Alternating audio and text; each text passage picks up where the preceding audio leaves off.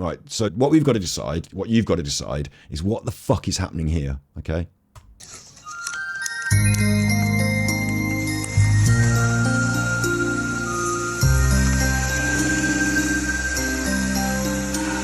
So, like, he's got a balloon, but he's got the soda, right? Why isn't it showing me the top? Show me the top there. Yeah, that's better. He's got a balloon. He's filled it full of air from the... This is what he does. Every one of these videos, you're like, I'm watching it and I'm like, but what's happening? I don't know. I can't tell. What's he making?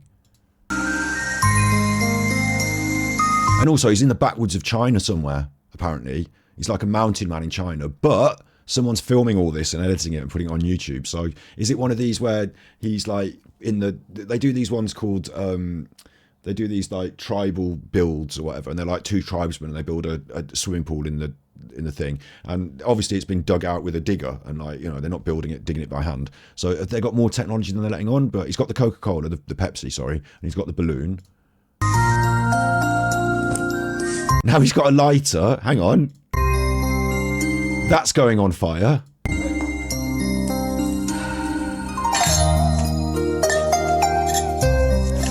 I tell you what I love about this as well. Every single one of these videos, he's got some other kind of like kit, and I'm like, where did you get that from? Where are you keeping that? Now he's got whatever this is. Steel pipes and palm bark are bundled together. I don't want the... I'm going to get that off. We have it in Chinese, so I don't know.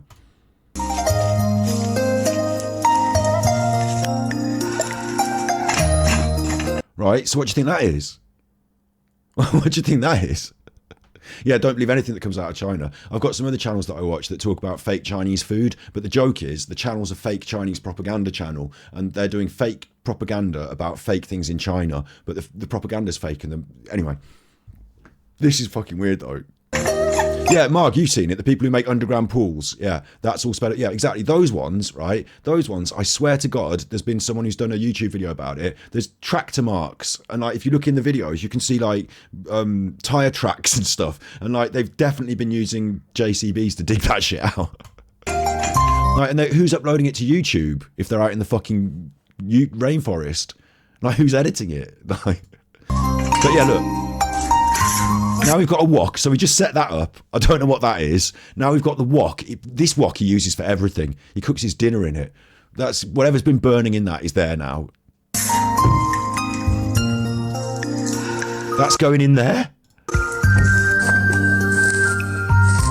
I assume that's just like burned grasses then. Tea? No, what are we doing? What's this? That's the pipe with the like gauze on the end of it, and he's dipped it in some oil or something. He's dipped it in that. Oh no, wait. That's what's happening is it's trickling out. He's poured the water in, and it's going through that burned grass, and it's going to trickle out into that pan. What's he making? And who in their right mind has got one of these in their garage? Like, I know you're living in the mountains, you've got to do everything yourself in China, yeah? I don't know, you never see like the full scene. You don't see if it's like a big village or like just a little house, but you know, it looks like there's a lot of buildings all rickety put together there, so you don't know what's going on. But like, he might be a normal Chinese guy, they've all got this in their garage, or he might be the guy in the village that has all the mad contraptions. You don't know. But like, he's got this, whatever it is, and he's using it for this. He's got a chair that he puts it on. After he's done this, I presume he puts it back in the cupboard and it just goes away. What is it?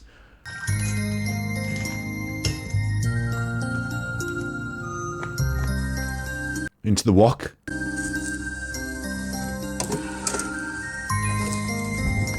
Bit of wood here. One of the things I also notice, you'll see this in a lot of them, bits of wood and old jackets and stuff are used quite a lot.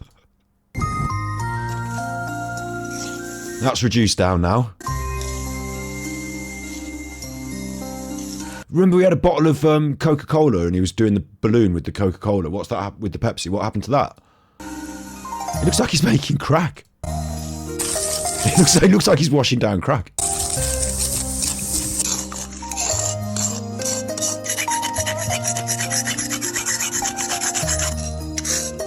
So that's going on the banana leaf. I mean, what can it be? It's water that's gone through burned grasses. So in the burned grasses, there's going to be like carbon and what else? Like just the residue of the grass. What's in the grass? I wonder what's in the grass. That after it's burned, it would become like, I don't know, salt. Where's that going? Now he's got I haven't got a metal funnel. He's got a metal funnel and it's going in a balloon. Oh, and now the balloon goes over here. So the salt is whatever's gone in the, now you see, now it all becomes clear. You see what I mean? Now it becomes clear. It doesn't become clear. It's not clear. I understand it's going to create a chemical reaction when you put a Mentos in the Pepsi, yeah? So maybe they don't have Mentos in China. Maybe that's mountain Mentos. Whatever they've got through the grass and they've put in the kettle and it's gone through. I mean, I don't know what was in the kettle. Maybe there was something in the kettle. Because I don't know. It's come through there anyway. It's come out. It's made this powder. Like you said, it was salt. Fine. Now he's put it in a balloon and now the balloon's gone on the bottle to achieve what? It seemed like a lengthy, laborious process.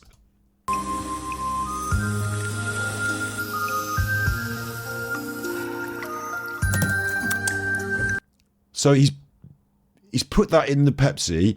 He's got a balloon full of carbon dioxide now. I don't know if he's keeping that or if he's put that aside.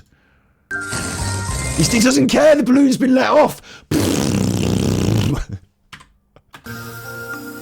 Look at this. He's let the balloon off. He's not just going to drink that.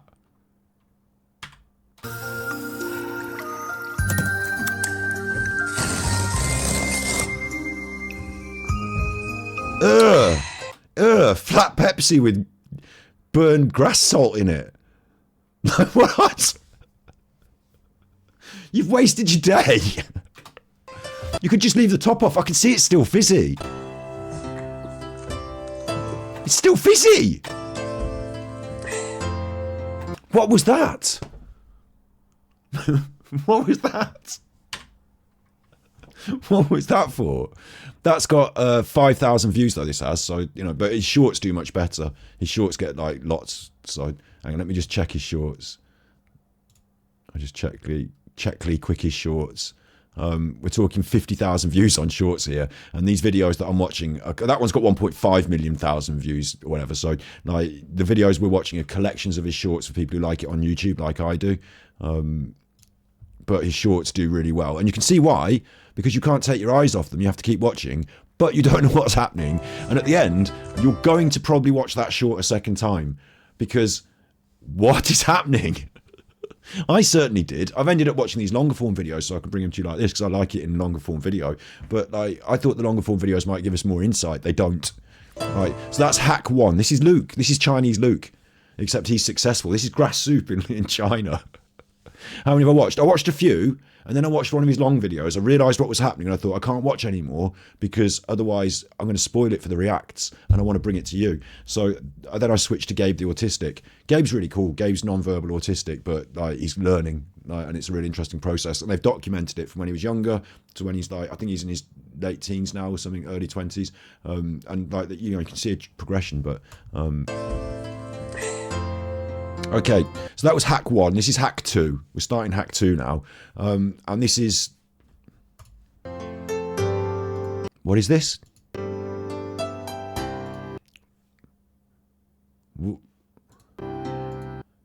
Is that... I mean, it doesn't look like a mushroom. What is that? It does, doesn't it? It looks like poop.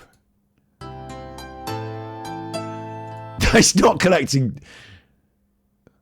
Okay...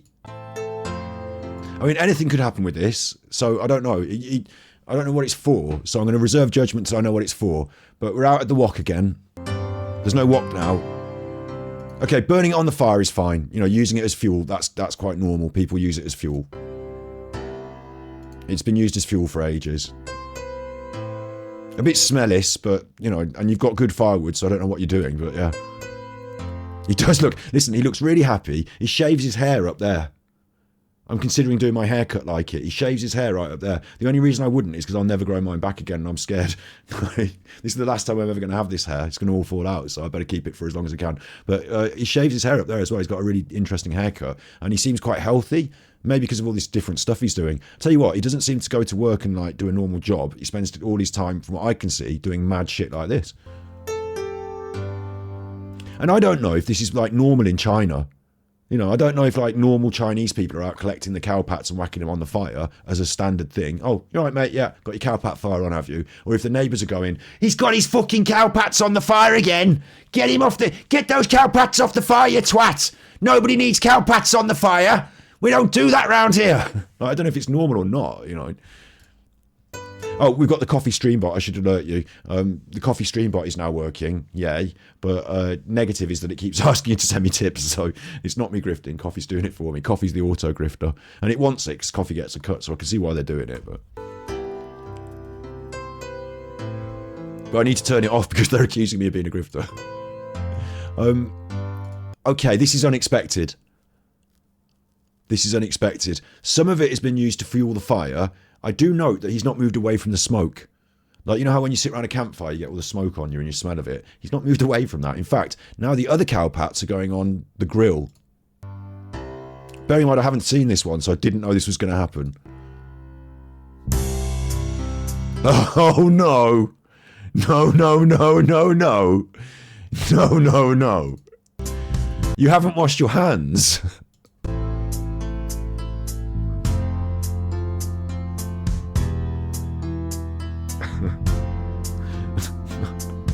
This is the colour of the water after he put his hands in it. That's an interesting novel way to cut the pumpkin as well. I haven't seen that going in from the side like that at the top. Watch your fingers, mate.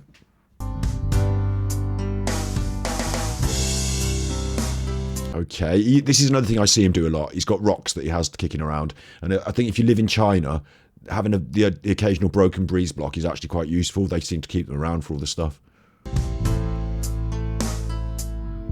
Another grill. Oh, thank God the pumpkin's not touching the dung. But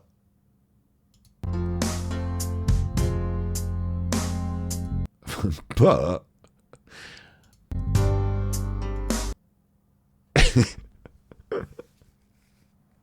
is this poop smoked? Is this poop smoked pumpkin? Is that what this is? Poop smoked pumpkin.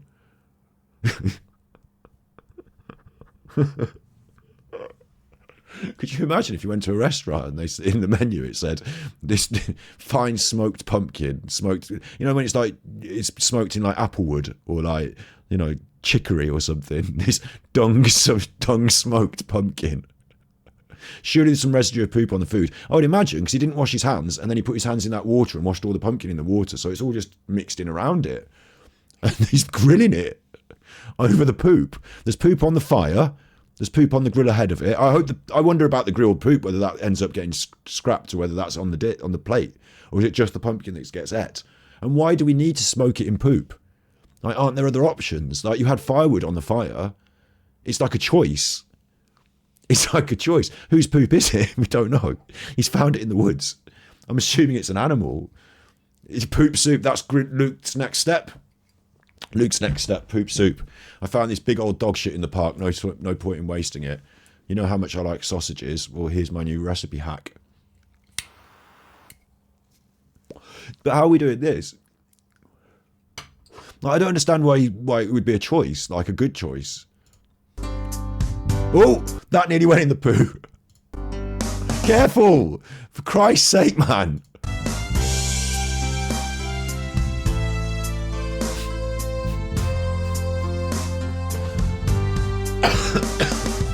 Yeah, I get it. It's going in the dog bowl. You're not eating it. What's this? It's not so rural now, is it? That we've got plastic seedy zip-up bags full of fucking MSG or salt or whatever it is. I assume it's that. It's not that woodland cocaine, is it again? Why so much? Is she going to eat it? Like, you could have made this recipe 10 times better by just not collecting the poo and just grilling the pumpkin. It would have just been fine. Look at his haircut. Look what he's done. He shaved the front bit off.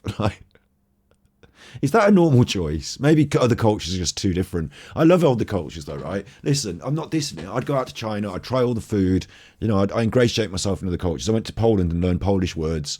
I'm really open-minded to all that, you know I am. But poop, smoked food, I'm not going to be...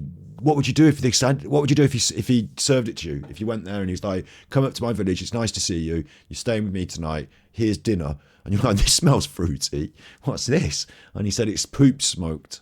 Are you eating it or what? I suppose I'd eat it. I suppose I would. I suppose I'd try it and eat it. It can't hurt you, can it? Can it? Fecal matter is probably bad for you, but it's only smoked. Like, I suppose, is there going to be... There's probably particulate feces in the smoke, isn't there?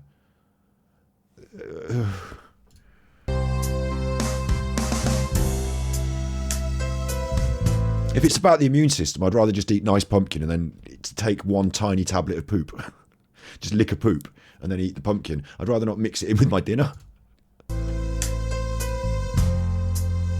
Oh, yum, yum, yum, yum.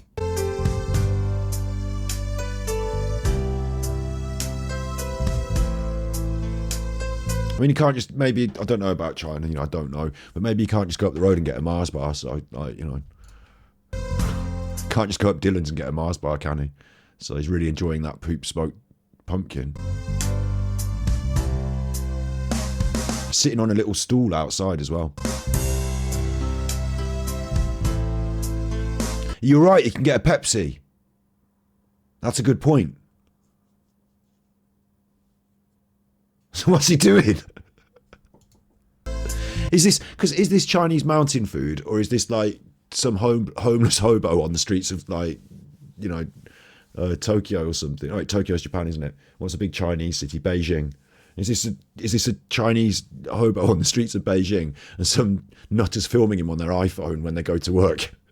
You know, and the person that's filming this works at the fucking HSBC, Hong Kong and Shanghai Banking Corporation. That's what that is. Did you know that? Did you know that? HSBC, TSB, HSBC. It used to be the TSB, didn't it?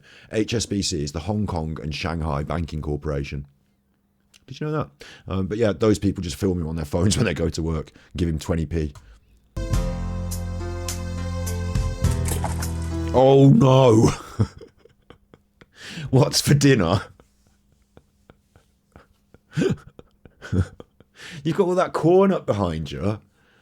What's this?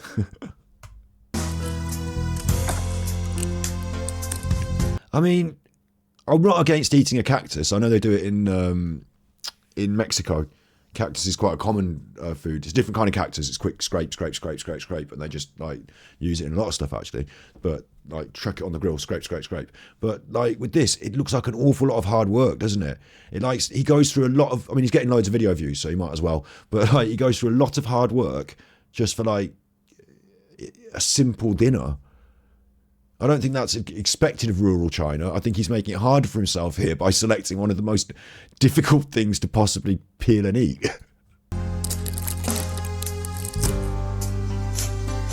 He skipped it. It obviously took him ages, but he skipped it, look.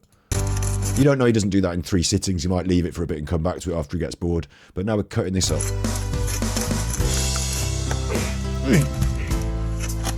He's got his chair out again. He uses these stools like they're everything. That's his workbench, his workmate.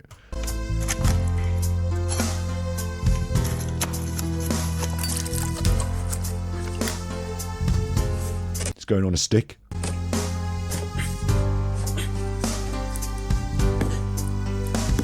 I like that use of inertia there. That's clever. Bashing the stick down and the thing goes. That's clever. Physics, that is. But why are we putting on a stick?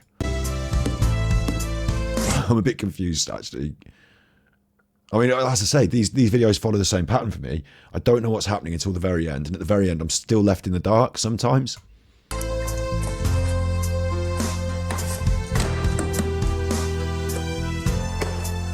Right, we've got two chairs now. The chairs are important. You can see him banging them around.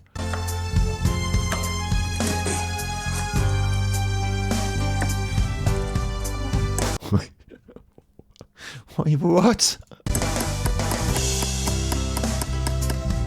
Nails! That'll keep it in place while it spins over the fire. Right.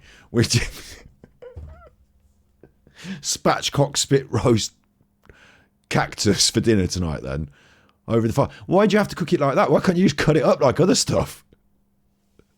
You cut up all the other foods. I suppose this is the way it's done. A lot more labour intensive. We didn't have to set up. You could have just literally cut it in half, cut it again, put a bit of away, put it in the cooker, put it in the wok like you cook all the other dinner. But it's nice to roast food sometimes over the open fire, I guess. So people do. This is probably a vegan equivalent of a fucking pig roast, isn't it? So it's not awful, but it seemed like he's going through a more labour intensive process. So I'll say that. Now what he's doing. Can anyone tell me what he's doing now? This is the same video. This is the same segment. Part of the same hack. What he's doing there is he's putting a hole in a porcelain bowl with a nail. And the reason he's doing it underwater is, I don't know if you know this, if you got like porcelain and you try and put a hole with a nail, it's going to crack it, isn't it? It's going to go crack it. There's the torchy mug, battery boy. You can get it on battery exhausted. Look, they're cracking it. If you do it underwater, I know this from pottery, you do it underwater, it won't crack the whole thing. It'll just put a hole in it. Watch.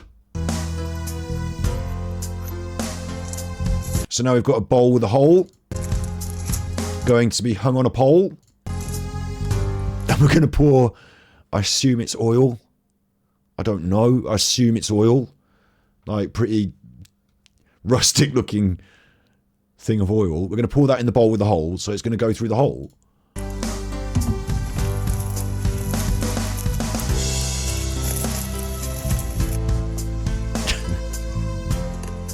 And we're getting it all covered in oil by spinning it round on the spit.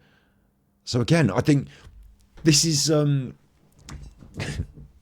it's interesting. I mean, it is a bit of a hack, isn't it? If you want to oil the meat as you spin it. It's not meat, it's vegan meat this time. It's a vegan pig roast. But like, if you want to oil it as you spin it, that works. But there's someone holding the phone, so you didn't need to. They could have held the bowl. They could have just poured it. You could have just poured it.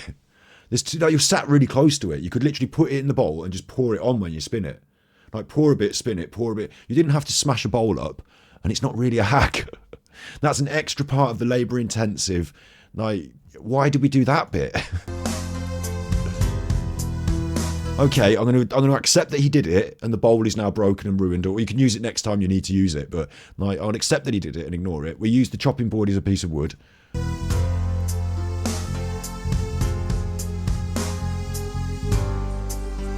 There we go then. This will be nice though. Big chunky roasted cactus. I imagine it'll be nice. I suppose, if cactus is nice to eat. After it's had a piece of wood jabbed through the middle of it. Which doesn't seem very hygienic, the middle of it. Look at it. Is it really even cooked? Like, how long was it on that thing? Maybe the thing's just scorched the skin. Like, it doesn't look that cooked. What's he putting on it?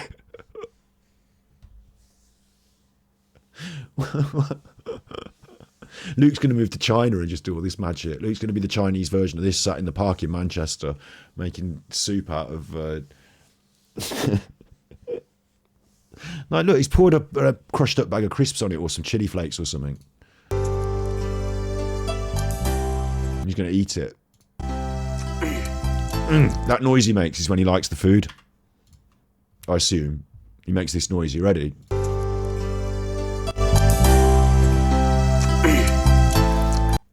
He does it quite a lot when he's eating the food.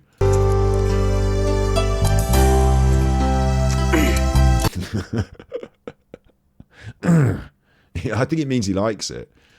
So he's got a bowl of rice. That's the staple, isn't it? Big bowl of rice. That's the main thing. And then, like, you know, when you say go to the Chinese, get a Chinese takeaway, get a Chinese food. Like, I like Chinese food. I was looking forward to one day going to China and eating the food. But now I'm a bit worried.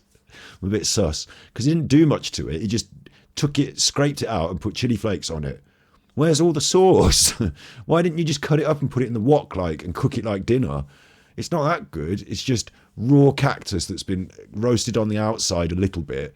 And then you put chili flakes on it and eating it with rice. It looks like one of the blandest foods in the world, apart from the chili flakes. He likes it. And he's fucking worked for that dinner, so There you go.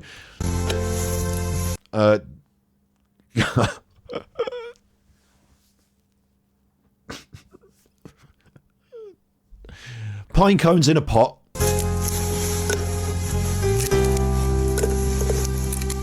This is a different hack now. I think. I don't know.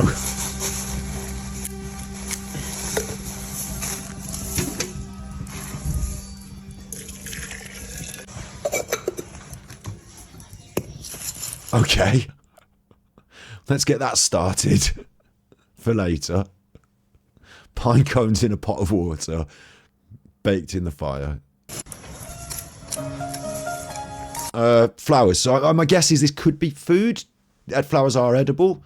Like quite a lot of his hacks are food. Quite a lot of them, like I expect food, and if it's not food, I'm like, okay, it's different this time. It's not food, but I do expect food.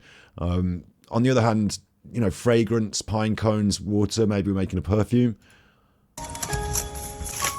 And like I expect as well, like this is all stuff. Maybe he buys it from the market, or maybe he goes and collects it from the wildlife himself. I don't know. You never see that aspect of it, but it's all stuff that you feel is like very rural. Like maybe he's even making medicine or something. You know, it feels a sort of, it's that rustic, rural, traditional sort of sense of things, making stuff out of everything.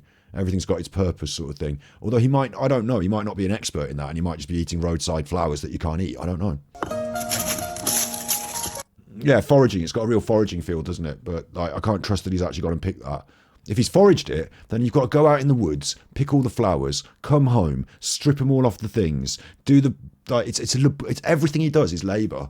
And okay, that's the point of his channel, I guess. You're watching him do the processes, but they're very labour intensive. And what he gets out of them at the end, like we just saw with the cactus meal, was something like you're like, what the fuck? Like, why did you do all that so you could eat pumpkin that was stinky of poo? Like, seems to be like, why don't you not do the labour and instead just live an easier life that's far more enjoyable because you don't have the stinky poo and the weird shit going on. Right, what's this? It tells you in Chinese, so I don't know what that is, but it's gone in there. Is it maybe dried shrimp, maybe? Or ginger or something? The wok. Okay, so it's all going in the wok. Bear in mind, this wok was used for burning stuff in earlier.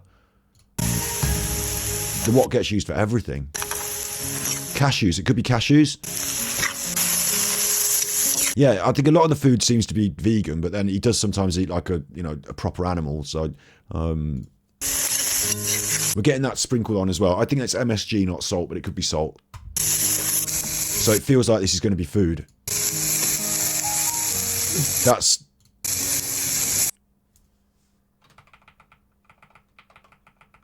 It's in a pot, and he's only taking 1 spoon out of it, yeah? So that lives in that pot for ages. So it's got to be some sort of oil or pickle. And if he's putting it in there, like, to add flavours, so I'm guessing it's, like, fermented soybeans, chili... Like, they use soy sauce, and soy sauce is literally fermented soybeans put through a process. So it's somewhere between soy sauce, oil, and chili something. Chili sauce, maybe, like, you know, stuff like that.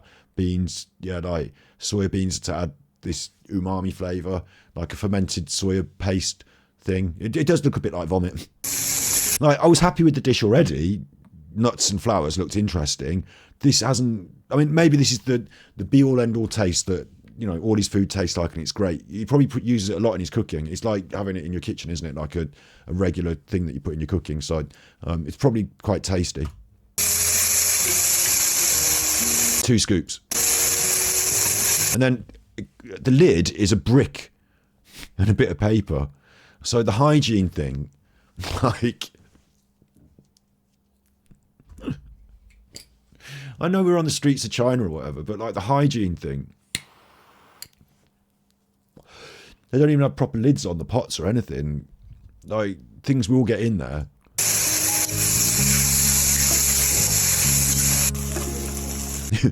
Robin Hood says, I make meals like this when it's time to empty what's in the bottom of my freezer. Right, funny story, this one. Oh, I can't remember exactly what it was that got cooked.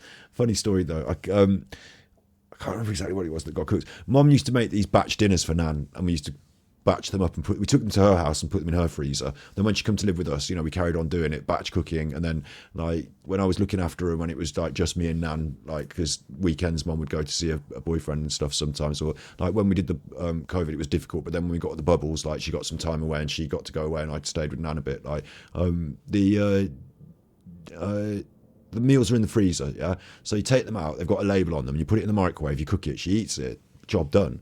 But like I swear down, sometimes my mum would like microwave something. I swear it happened once, like only once, like, and she didn't have to eat it as a dinner, but like once she like microwaved like a thing of like tomato sauce or something like that was mislabeled, and like handed, or like custard, like just like a Tupperware thing of custard, and it's like, where's the dinner? Like where's the fucking like mislabeling things and like serving Nan random fucking stuff out of Tupperwares that's been frozen, like chicken soup or something. It's just, yeah. Battery exhausted when they ran out. Batchy exhausted. Torchy the batchy boy. It's usually stuff like mashed potatoes and vegetables and meat. Like, you know, it was usually normal dinners. But occasionally you'd get one out of the freezer and you'd think to yourself, what is this? But Mum's cooked it, so it's got to be a dinner. Nan likes all the things out of the freezer. That's what, you know, Nan used to love the freezer. She used to think that microwaves in the freezer, because obviously she's from a different time. That was like the Jetsons, you know, that was future food. So like the offer of like, should I do you one out of the microwave or would you like me to cook something? She'd prefer the ones that she likes out of the microwave sometimes. So just, you know, easy do that. Sandwich, obviously, doing her a nice sandwich, getting her a bits of cake and stuff. But yeah, potluck. It was potluck. So sometimes it would, like, sometimes I would offer her the choices, and other times I would think, I don't know what's in this. I hope it's a nice dinner. No labels like Russian roulette. You know, it reminds me of the time when I was a kid. I only did it once. Mum went mad, but I went in the cupboard after she went shopping and I tore all the labels off all the tins. So beans, spaghetti, whatever, all the labels got torn off all the tins, and I threw them all away. And I thought it was funny because like all the tins were. It was. I think I saw it in Roger the Dodger or Dennis the Menace or something. So I did it at home, and then my mum was cross, and I got told off. And then part of my punishment was she would open a tin and say, "This is what's for dinner," and then we'd open the tin and it'd be like something I didn't want, and I'd be like, "Shit." You know, potluck dinner now because you've torn all the fucking labels off. Do you want spaghetti? Well, it's one of them.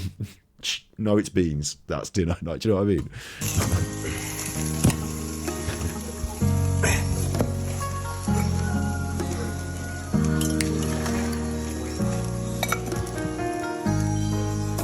So here we go. We've got dinner now. We've got flowers and nuts.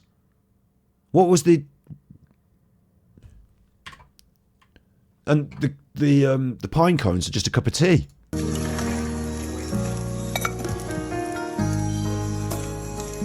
The tea looks rubbish. He just poured that. All it is hot water and pine cones. Yeah, the cup looks small and dirty. I bet he uses it for all sorts of other applications. There we go, we're eating the dinner now. Don't worry about the table manners. Also, he seems to have quite a lot of food. I mean, I eat smaller portions, I guess, but he has quite a lot of food, and I would hope that he cooked dinner for somebody else, like the person filming him, but it's always just like a solo. It's almost like he's there on his own, but we know that someone's filming him. So like, it's always weird to me that I wonder who this other person is. There are other people in his videos sometimes, but I don't know.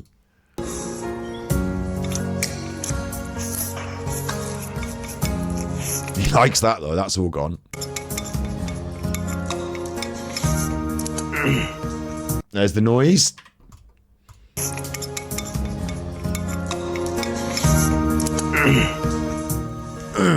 Yeah, this is the thing. I don't know, Robin Hood. I don't know if this is floor manners. I don't know if this is something that's happening because normal people in China, the average normal person just does this, like the way I go down to Dylan's, like, you know, or whatever. I don't know if that's what this is, or if this guy's a bit of an outsider and has loads of weird habits that no one else does. I can't, you know, I don't know. Oh. Okay, new hack is coming up now. New hack. Stones in water.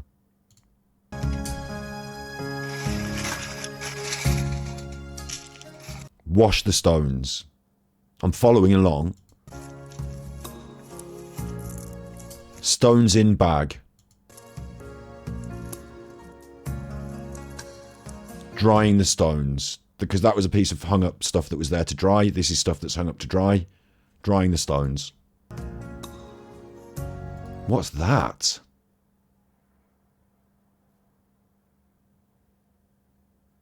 It's been hung up to dry.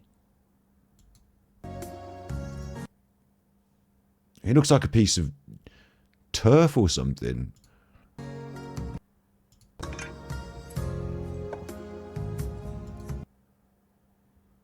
It's on the chopping board. No. No. No way. I thought it was a rock. There's red here. That's not meat, is it? Is that fat? And is that the meat? And has it all been like eaten away? Salted meat. You think it's a yam? It could be a yam. Could be a yam. I hope it's a yam. Yeah, because it could be all dirty on the outside of the yam. Could be a vegetable. I hope it's not fattened meat. Cheese, dried fish. No. See, the thing is, we've all got different answers, but nobody knows. I could try and find out. Hang on. It does creative captions, but I don't want to spoil it. Clean, it says. It doesn't say what it is. Just says you've got to clean it. I would if I were you. I'd clean that. Wait, let's go back to when he unhooked it, see if it tells us. Hang up, drain the water. We knew that. We got that.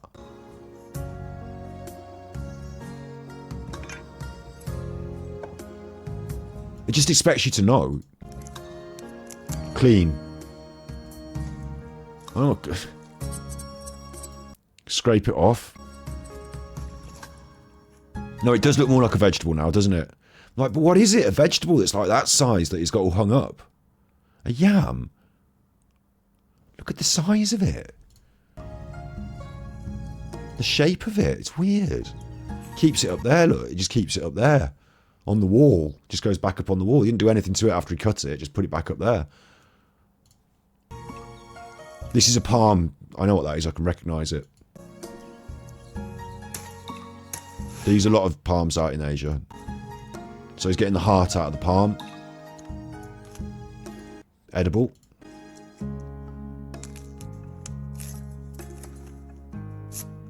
Same thing, that's going to be part of the palm, isn't it?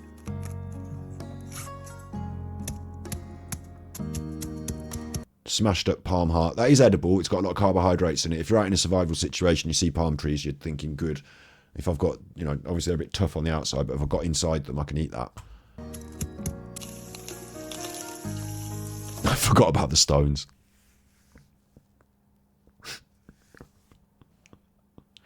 I forgot about the stones.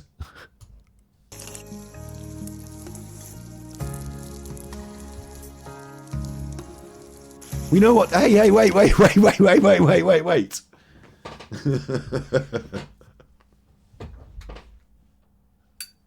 We know what that stuff is. That's your dinner.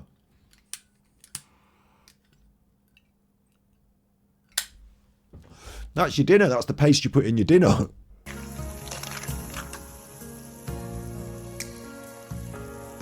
That looks like your dinner. That's that stuff you got off your thing. That's the main player in the dinner. That could be a seafood, you know, that could as well. That could be some sort of like sea animal or something. You fucking got no idea. That's gone in. I mean, it looks like loads of food, but it's not, is it? Because it's all stones. Club hammer. The club hammer is the kitchen utensil, yeah. I let that one go, didn't I? I'm just so used to seeing, like, you know, like these sort of items on a work site, and I forgot that this is kitchen. It's everything, Tim. Like, you know, all these items, like we've seen, he burns all sorts of shit in that pan as well. Like, if it, whatever needs to get done gets done. That's on the boil now.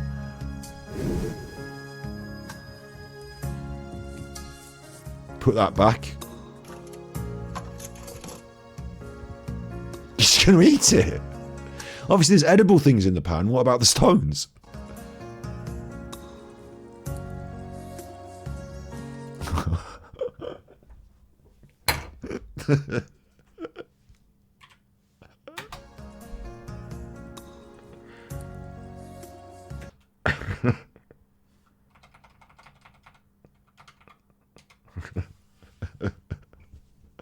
Just gob out the stones as you go.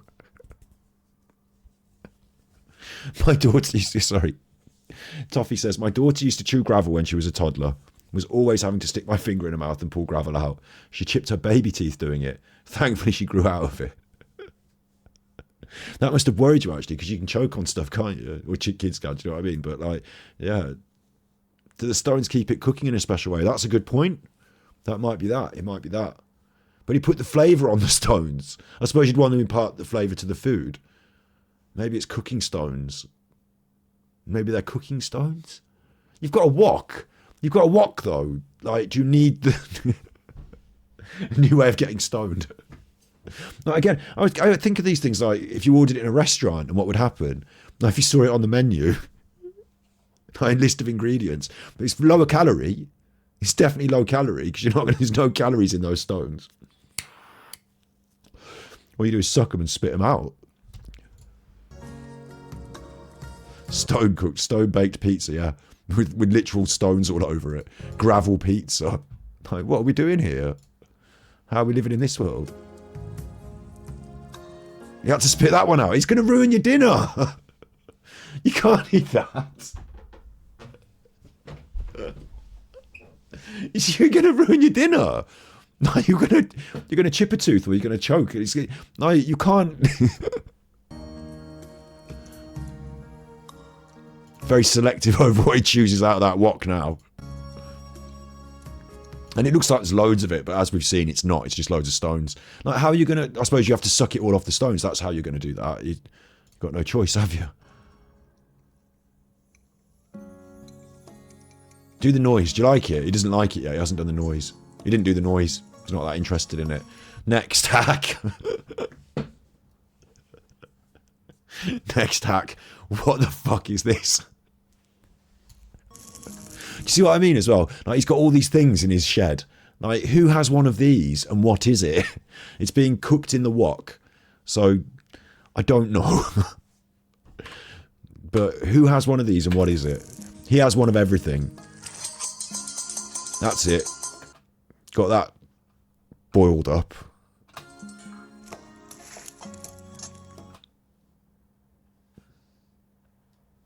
Looks like some sort of press.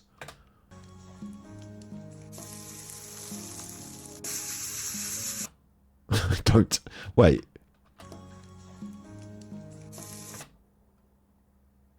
What's that? A lot of washing up. I wonder if he's clean and tidy around it all, or if he just like makes a big mess. This looks like a big mess. What's this? Is this actual gravel, like mud, dirt, rocks? Or is it food stuff? Because it looks like it's a big tub of gravel. Like, it looks like all different stones, all different sizes.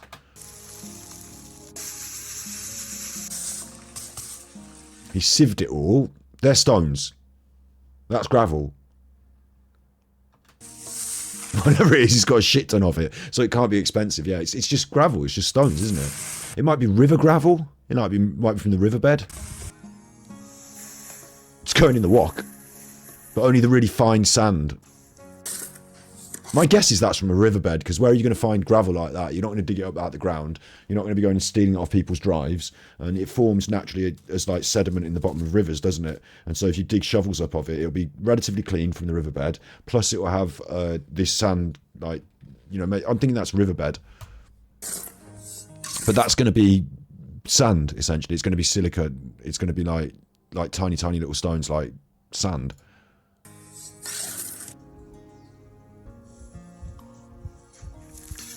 This looks suspiciously like cooking. That's oil. And that's rice.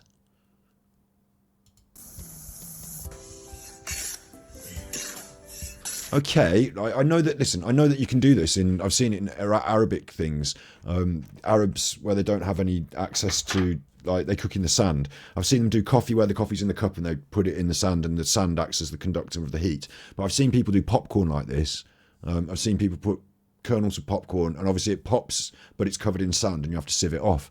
And I just think probably just do it in the wok with the oil instead. But no, he's got the wok, he's got the oil, but he's also got the sand. This is a choice. Rice cooked in sand. So I imagine it will react in the same way as the popcorn does, and maybe create puffed rice, like baked in the sand.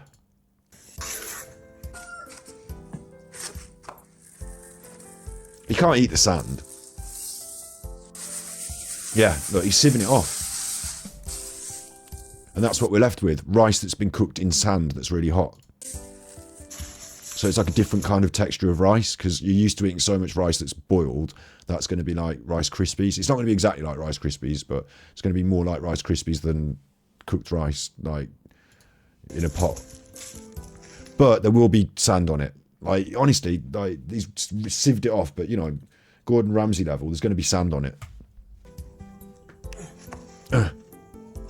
He's picking up the grains. He's being tidy. Is he being tidy, or does he not want to waste 3 grains of rice? Because I've seen the amount of rice he eats in his videos. I think he can leave the 3 grains of rice. Maybe you don't want animals getting them. They're going in a pipe. I didn't expect this. Oh my God. What's the pipe?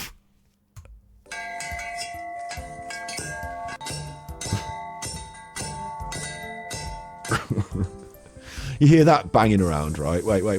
We're not finished. Wait. They're going in the pipe. You hear that banging around on a Sunday morning. You know, 9 o'clock on a Sunday morning. He's making those fucking things in his pipe again. I don't know what he's making, so I can't tell you, but he's making those fucking things in his pipe again.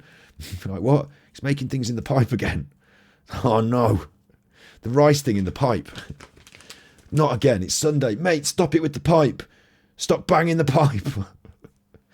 I'm on the night shift. There it goes. Sieve that. Probably in the same sieve that he just sieved all the sand. It isn't though, is it? It's different. He did use a different sieve for the sand, didn't he? But yeah, so we're sieving that. So now what we've got is rice that was cooked in sand, which will create like a sort of Rice Krispie, I suppose, like a puffed, like a popcorn effect. And then we smashed it to bits with a pole in quite a rustic looking... It wasn't rustic though, was it? It wasn't all pestle and mortar. It was a steel pole. Like, we smashed it up with a steel pole anyway. That's fine. And now we're going to sieve that. Like, where are we going with this? That looks like oil or syrup. I'm guessing oil. Water. Oil and water can't mix, can they? Unless the rice forms a colloid with it. So maybe it is syrup.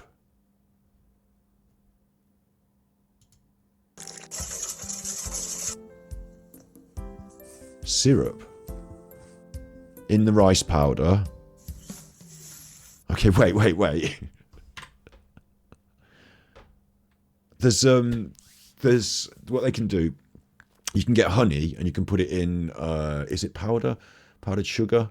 I don't know what the powder is. They put it in a powder and then they stretch it and then they put it in the powder and they stretch it and it creates these like long, thin strands. And the more you fold it and stretch it, they call it dragon's beard candy. You can make it like that. But I don't think that's what he's doing. But yeah. That's gone in there anyway with his hands. And then next, we've got the wok. Bearing in mind, again, I don't know if he has different woks for burning things and cooking from, but this is the wok again, but the water and the grass is in it. The tray's in it. I forgot about this.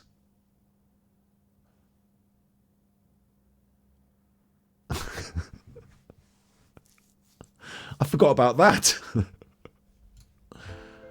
So we're going to use that.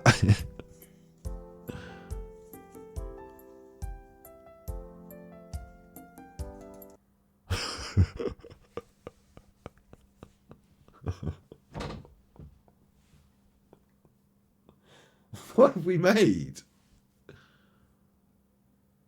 What even is it? Why did it need to have those funny holes in it from that funny press? Is it a press? Do you think it's a pneumatic press that sort of forces it all together? Like, do you think the pressure makes a difference? Like you might knead dough, you know, do you think it creates pressure in there because of those things going? Or is it just forming a cake shape? Seems a bit elaborate to just be forming a cake shape, doesn't it? For candles, maybe. It looked like food along the way. It definitely had a foodie sort of, but then we're using the sand involved. I don't know if the sand is necessary to form the cake. I don't know if you know, keep a little bit of the sand for the cake. We'll see what he does with it. But I'm surprised we've gone through this level of rigmarole. He's very careful with that. There they are. There they are. Whatever they are. 4 candles. Nah, handles for forks. Nah, brothers for nonces. Okay, they've been steaming. Why did we have all the wood in there? And the leaves? I don't understand. Is it just to set the tray on?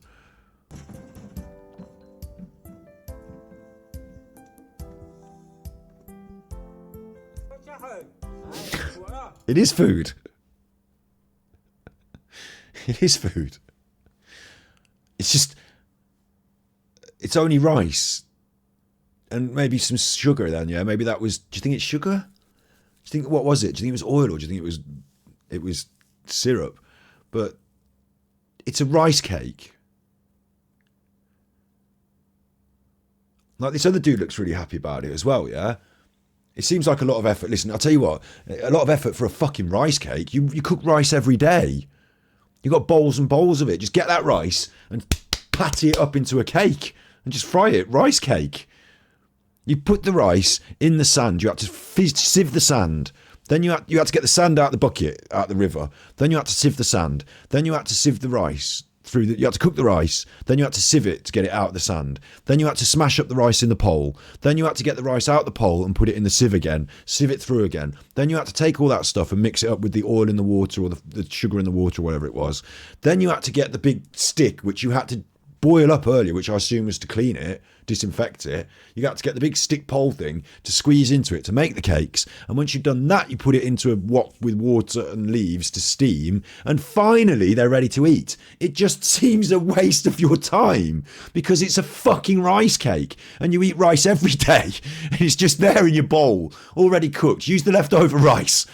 Like, what are we doing? Eat it, he says. Eat it, you prick. He's eating his. There's no... What are you going to do? Maybe they'll put stuff on it, like I thought as well. Like maybe that, start the dish, start cooking with it from there. But no, just eat it. Maybe the holes are to help you get your chopsticks in because this guy can't sort it out. Oh no, he's got a bit. He's checking it. He's not sure. He's like, did you get all the sand out? Eat it, he says. You fucking are. That's your one there with the drugs in it. Eat it, you bastard, he says. And that's the end of that clip.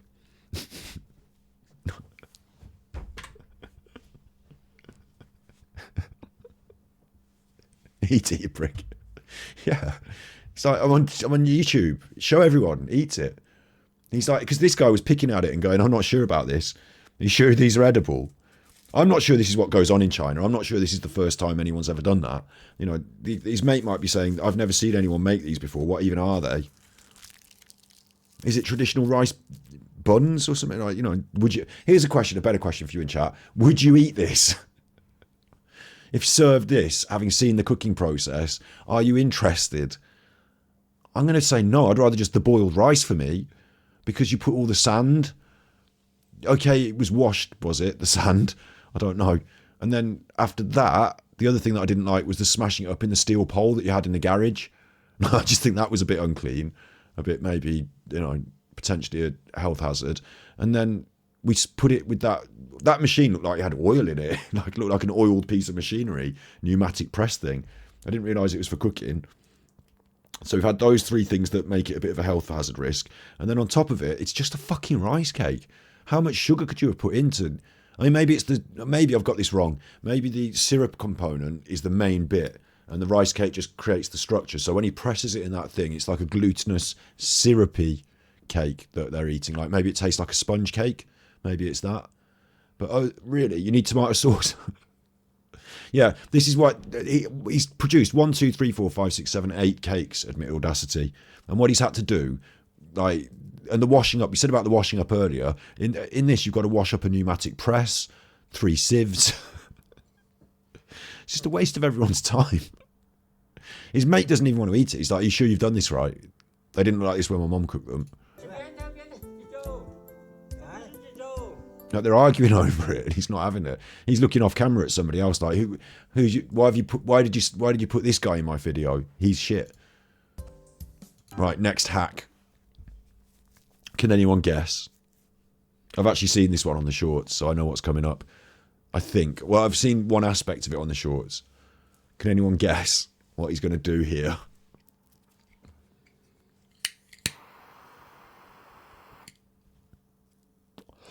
Maybe I eat worse in Africa, so maybe I'd give it a go. Big ups, Linda Little Legs. I mean, that was not the worst of it, was it? We saw the one earlier where he cooked the stuff over the poo fire, which I didn't like. But it seemed like if you've got a load of rice, yeah, like he had a load of rice to start with. So I know you get bored of it, and I know you want to cook it in different ways and stuff, but as was said in chat earlier, rice cooked in many different ways. Yeah, fair enough. But, like, if you gave me the choice, I'd say just give me the rice and give me the syrup. Just pour that on and I just eat that then. You don't have to do all that. It's a waste of time and it doesn't come out. I didn't see any dramatic, like, in terms of labour payoff, like, I didn't see the benefit. Exactly, Toffee. Exactly. I'm glad someone spotted this. Admit audacity, the huge heroin needle, yes. Like, where has he got that from? Chinese rustic mountain man that he is. Where's this come from? And what else is it used for?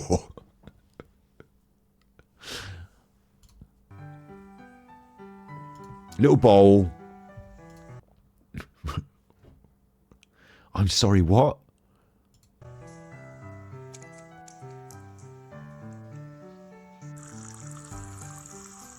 I don't know what it is.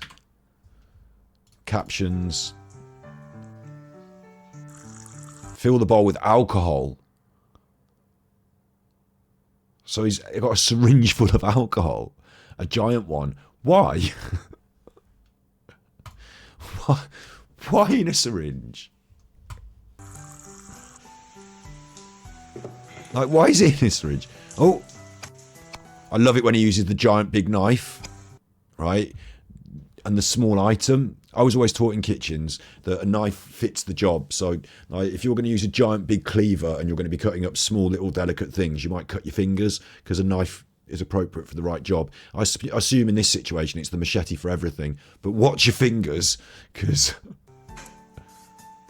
No, why are you putting the machete above your hand and tapping down? That's insanity.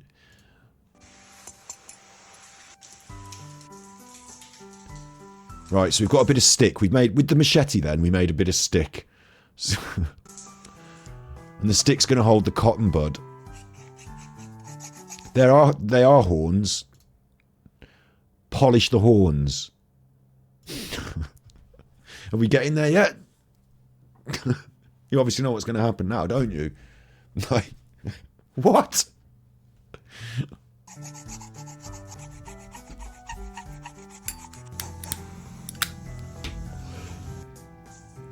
Alcohol.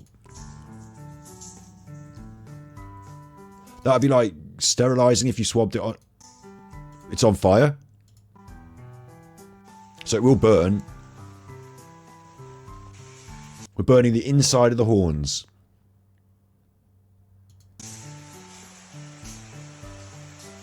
Freshly polished.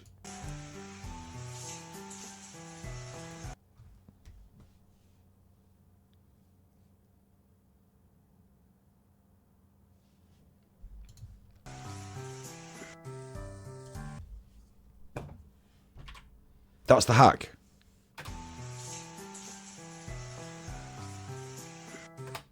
This is the next hack with this candle thing.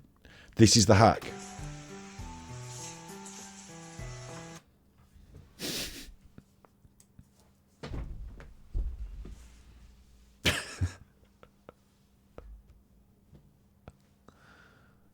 So, that's the hack.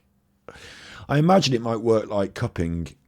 Like, you know, I imagine it might, what's the word? Because it will create a bit of a vacuum because you've burned all the oxygen out of the inside of the you know, when they heat up, they do those cups and they suck, and so it might stick on his head. It like might suction on his head a bit.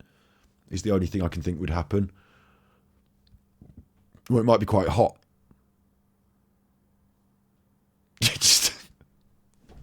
That's your hack. Get your giant alcohol syringe, put it in a little bowl. You didn't have to do that bit. There was no need for that. You could have just dipped it in a bowl of alcohol. You could have started with a bowl of alcohol and just said bowl of alcohol, bottle. Giant syringe bottle. You had to get a machete to make a stick, which was unnecessary again. You could have just got a stick.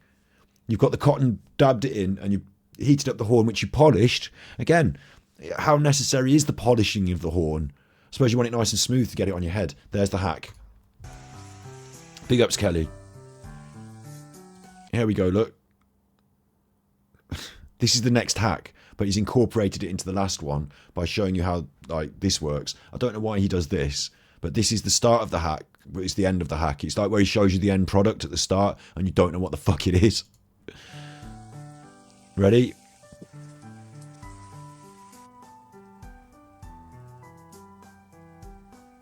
So what's that? What's that? The oxygen's been burned. You've created a vacuum. It's sucked up that from the dish. Big ups, Cornflower. No, not you. Yeah, after you've watched a couple of these, I'm going to knock it on the head. I'm definitely not doing a long one tonight. I just had to jump on to defend my honour. And then we decided to have a little bit of fun because I just popped into my head that whilst we're still here, I was looking at this last night and I might as well start it. We should have done a Neighbours. We should do a Neighbours tomorrow.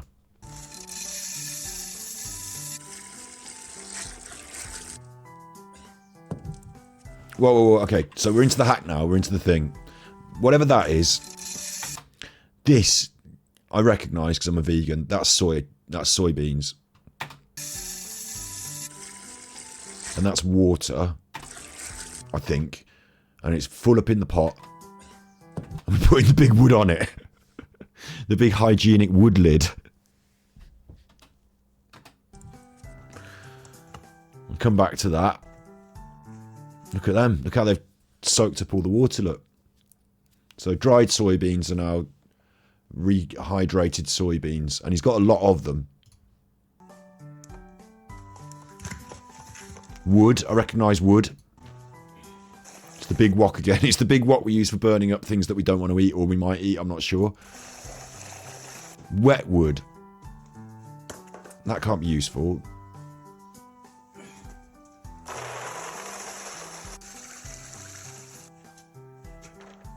God, that pot looks like an arse, doesn't it? You can't get the last beans out of it. He's having to shake it. Look how heavy it is. Oh, that big heavy pot. Annoying. Right, yeah, got all the beans in there. And it's on top of the steamer, I guess it is.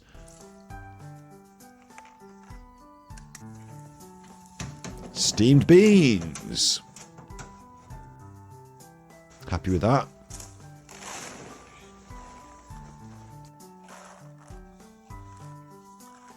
Spreading them out. I've got no idea what that is. I'm going to have to check because it's quite a big bag of it. It just says 2 hours. Loads of powder. Spread evenly. It didn't tell me what was in it. So you're going to have to guess.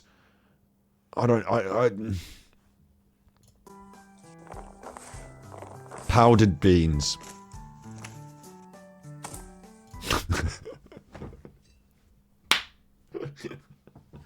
I told you old coats come into it. I told you at the start. I mentioned there were old coats. Cover the beans, right, with the powder. Then cover them with, these are banana leaves. I recognise them, banana leaves. They're used all the time in Asian cooking, like for this sort of purpose. Banana leaves. Wrapping it in it, eating off it, fine. And then throw your old coat on top as well.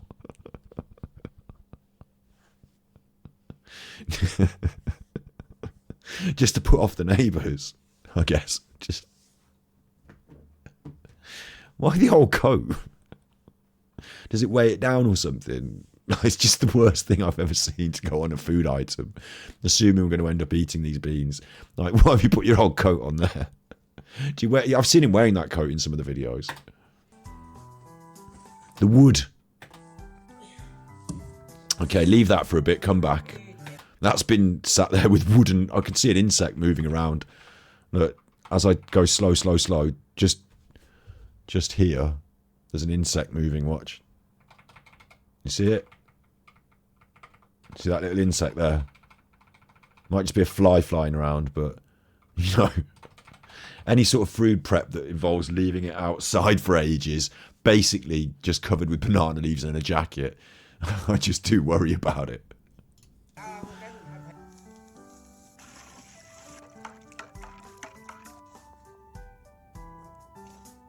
There are going to be the occasional intruder into this dish. There is. There's going to be the occasional insect. It's just going to happen.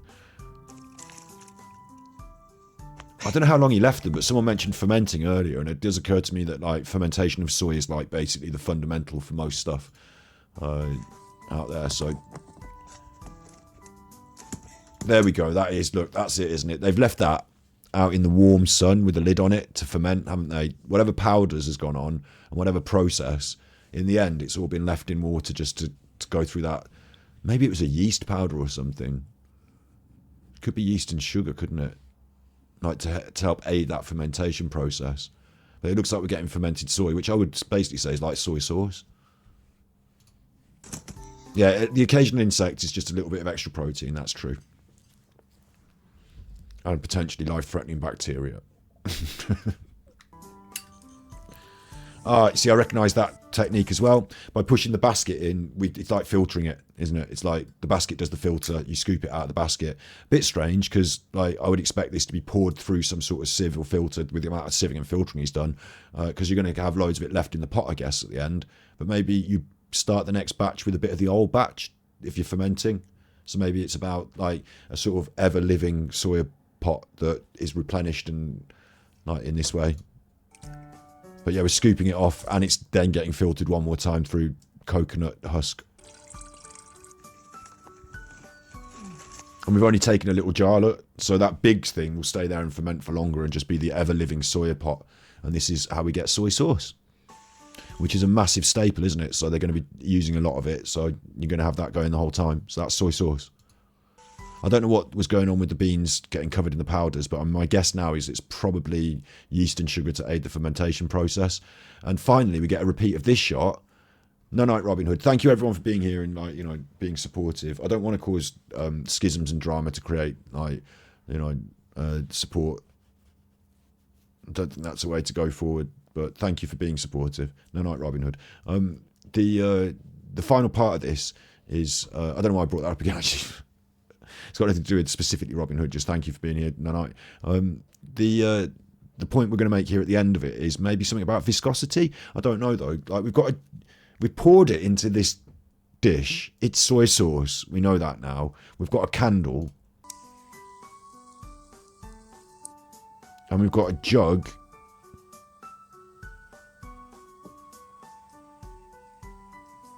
And it's going to suck it up. Like, my guess is that this, like I said about viscosity is how thick the liquid is. Like, if it's very thin, it doesn't have a very viscous quality. It's very thin, it won't suck up. If it's very thick, like very viscous, like honey, it will suck up slowly, but it will suck up. But, you know, maybe the speed of the suck up, and like if it's too thick, it won't suck up at all. Maybe this is how you know if it's good soy sauce ready to drink, by the thickness of it. That's just a guess. I mean, it's going to do that anyway if it's liquid and it's a vacuum and you've done that, but I don't know how that helps. You're going to fucking drink it out of that. Just drink it. Have you ever drunk from a bottle of soy sauce? Don't go back for more. Next hack.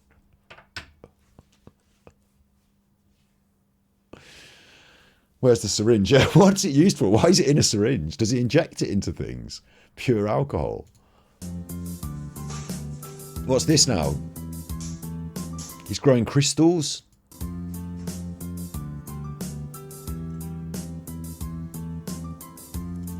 They're rice balls in the fire. They're black rice balls that have been burned in the fire.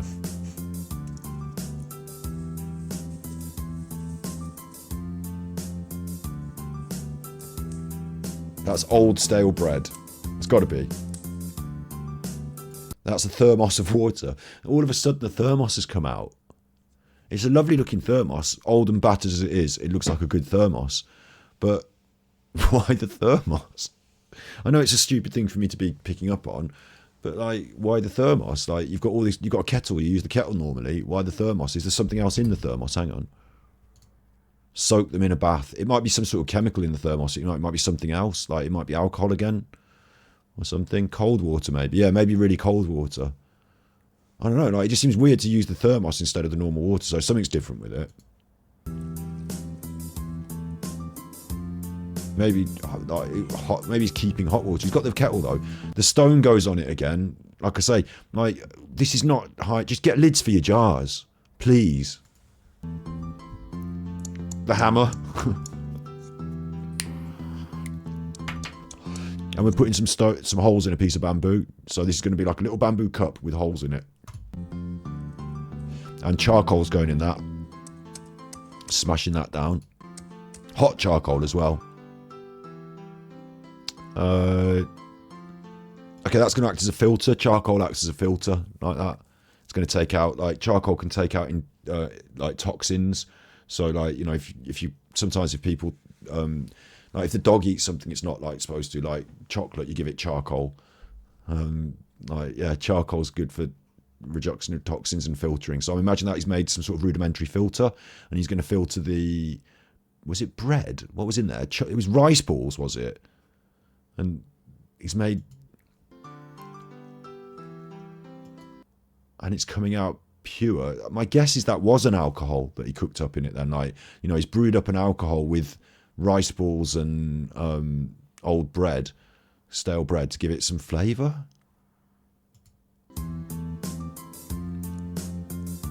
Yeah, big ups, Kelly. Like, I didn't watch what was happening earlier because I was engaged with something slightly different, but the streams you do are good. Yeah, big ups, Kelly Dappy.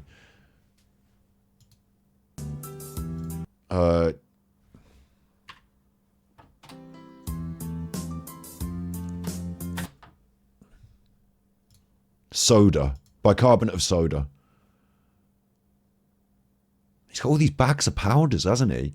Like, I know China produces industrial scale bags of powders, don't they? Like, they're a very industrial sort of nation, aren't they? So, like, you'd think you know, your big bags of monosodium glutamate or whatever, you'd probably get access to them. But, like, it's supposed to be rustic. It's not supposed to be anything. It's his YouTube channel. He does what he wants. But I get the impression it's like rustic traditional crafts. Now we've got bags of baking soda going in. And there's a lot of it going in. Quite a lot. Fizzy.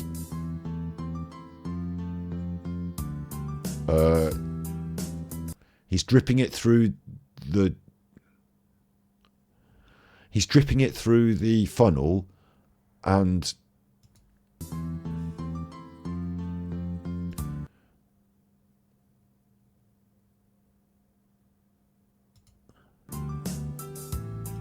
Wait.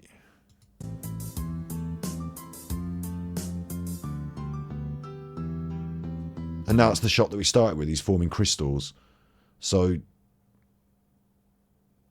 because you've got so much baking soda dissolved into this, with one catalyst, maybe it's some chemical thing that he's put in for the rice, you know, whatever he poured in at the start, the rice balls and the whatever, maybe that's aiding this as well. But what you're doing is you're creating a crystal, and like, it was crystals before, you've just dissolved it into water. So now you're putting something in which acts as a catalyst to that, like as something to seed the crystal on your fingers, like probably the salt on your skin is reacting, and it's then starting to seed the crystal, and the crystal's forming very quickly because the amount of like, you put in so much soda, that's probably like saturated with soda, so it forms the crystals.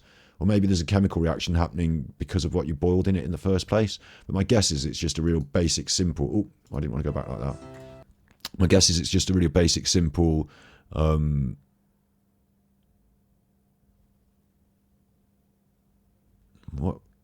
I'm on a different... That's his little cup. That's the stones. That's this.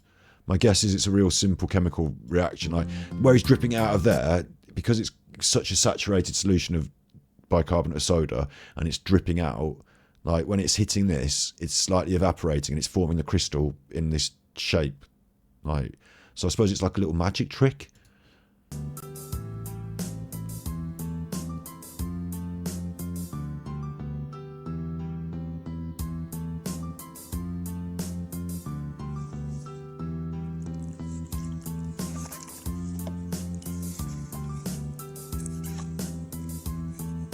Or maybe it's gone cold because it's an endothermic, exothermic gives off heat, endothermic takes in heat. Exothermic reaction. Maybe it goes cold because it creates an exothermic reaction. I don't know. It just seemed like really fucking stupid, to be honest, whatever that was.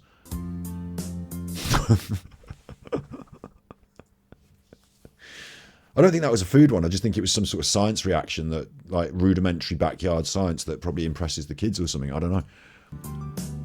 He's broken his shoe there, look. And his door. Is this where he lives? The door's come off. And look, his shoe's gone. He's gone through his flip-flop. I wouldn't wear flip-flops if I was walking around this sort of terrain. I just wouldn't have it. I just want feet out with all this rubbish everywhere. Gone through it though, look. Is he a bum? Is he a hobo? Is that what they're trying to say? Maybe this is hobo craft and I'm getting it confused with like tradition. Wellies. So that's more like it.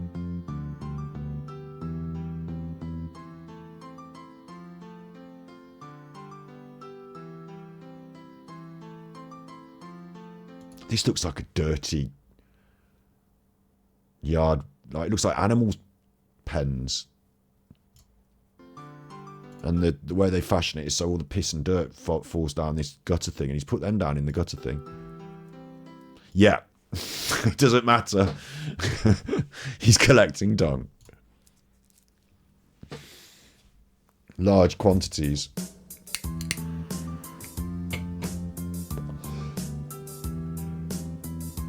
Where are the animals? Poor animals.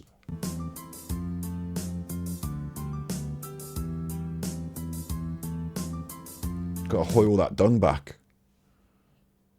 What if you spot a nice lady on the road while you're hoying all that dung back? You go, all right, nice to see you. And she's like, nice to see you, welly dung man. Is he grifting or grafting? He's working hard, but maybe in the wrong directions. You know, smarter, not harder is where I'd say you want to go with this.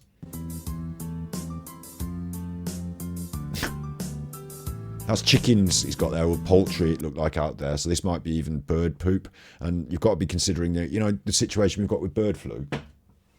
Like, the problems we've got with bird flu. And like...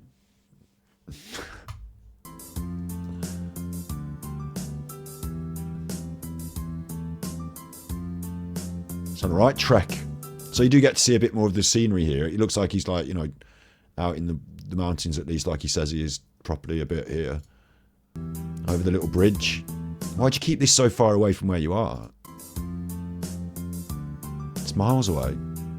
Oh, he's taking it somewhere.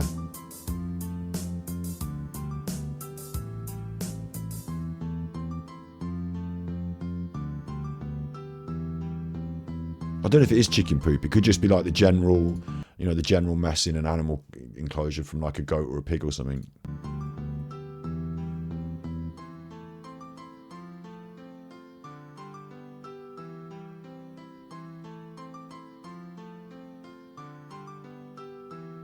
You've dumped it there.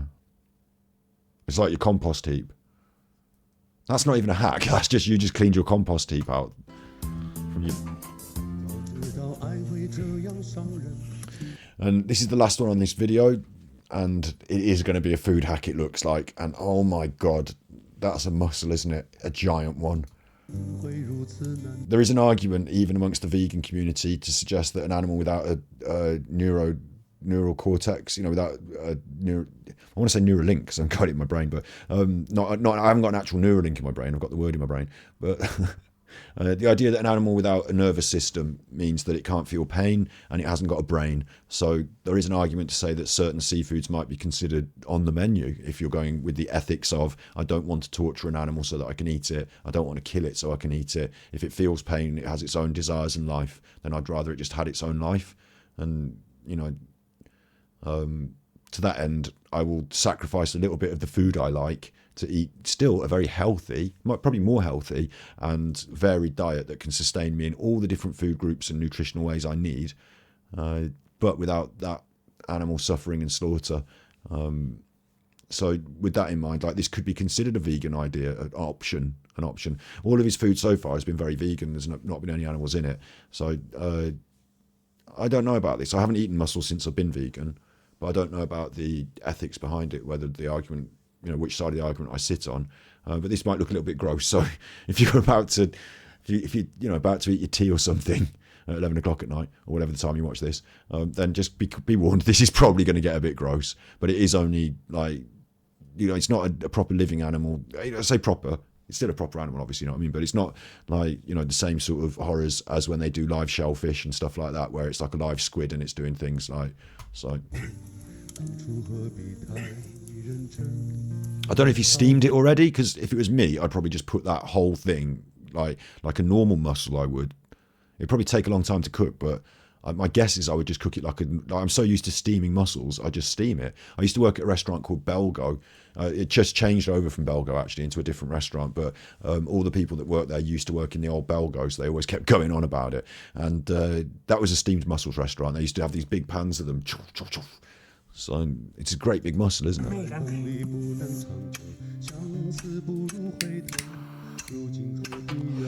Big clam.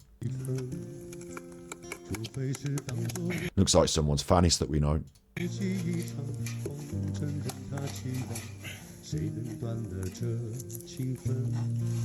Looks like...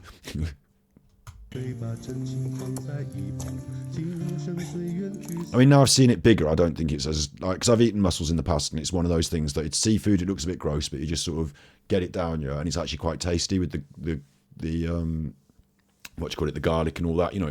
I've got nothing wrong with eating mussels. I choff them down in my time. Obviously now I'm vegan, I've chosen not to eat that sort of thing, but when it's smaller, it looks less grotesque. Like, there must be parts of that that's more meat, and there must be parts of that that's less appetizing because it's so big now. Like, the little things you let go, probably, you beard the mussel, don't you? You pull off the beard. I wonder what, anyway. Also, I would cook things in the shell. These shells look really pretty as well. Like, they've got that pearlescent interior, so I wonder if he's going to cook it in the shell. Like, you could conceive of this becoming like a delicacy, like great big shell, lovely mussels cooked in the wok with all the different Chinese food. This could be one that's like actually a good one that you might like. I'm not singing in the favour of non-vegan food, but like, there's potential here. I'm still a bit worried that he's wearing fucking wellies and we're preparing this in the mud, basically. Are they the same wellies that he's just gone and cleaned out the pigsty in?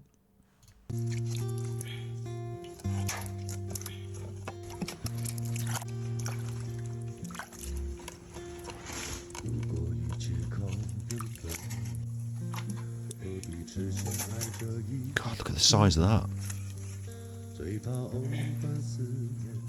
That's a massive mussel, isn't it?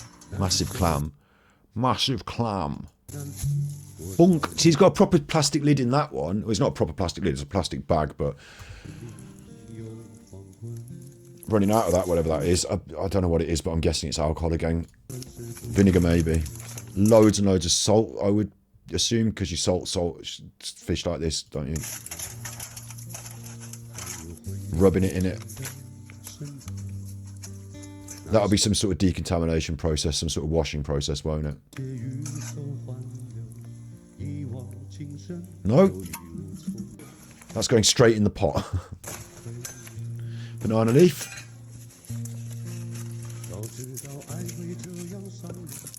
Okay, maybe that'll be washed off later, though. Salted, washed off later. And then this is the other bit, which I don't know what it is, because normally with a normal mussel it'd be so small you wouldn't think about it like that, but he's chopped up the other bit. And he's using the shell. I thought he would. You've got to expect that, haven't you? That big shell's going on the fire like that. Nice, I guess. Like, it's the best of the worst. I mean, they're all pretty fucking weird, but you think it's scary. Out of all of it, though, if I was out there and you presented me with this, vegan, problematic, but I'd feel more comfortable with something that I recognise as a mussel in the UK like in Europe and elsewhere, just a really big one, cut up and cooked in its own shell. Like the other bit that he put all the powder on, and I assume it was salt.